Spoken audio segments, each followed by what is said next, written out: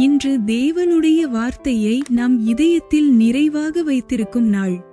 வேதாகமம் ஒரு புத்தகம் மட்டுமல்ல, அது நம் வாழ்க்கைக்கு வழிகாட்டும் தேவனுடைய ஜீவனுள்ள வார்த்தையாகும்.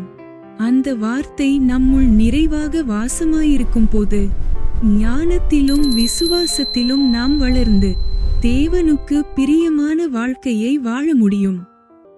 கிறிஸ்துவின் வார்த்தை எல்லா ஞானத்தோடும் உங்களுக்குள் நிறைவாய் வாசமாயிருக்க கடவது. சங்கீதங்களினாலும் ஸ்தோத்திர பாடல்களினாலும் ஆவிக்குரிய பாடல்களினாலும் ஒருவருக்கொருவர் போதித்தும் புத்தி சொல்லியும் உங்கள் இருதயங்களில் கர்த்தரை நோக்கி கிருபையோடு பாடுங்கள். கொலோசேயர் அதிகாரம் 3:16.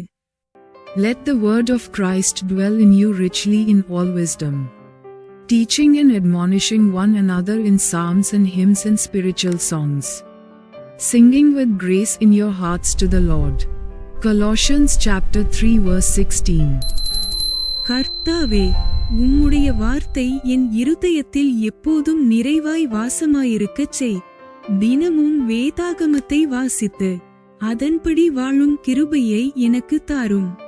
என் வார்த்தைகளும் செயல்களும் உம்முடைய சத்தியத்தை வெளிப்படுத்தி மற்றவர்களுக்கு ஆசீர்வாதமாக இருக்க உதவி செய். இயேசுவின் நாமத்தில் ஜெபிக்கிறேன். ஆமேன்.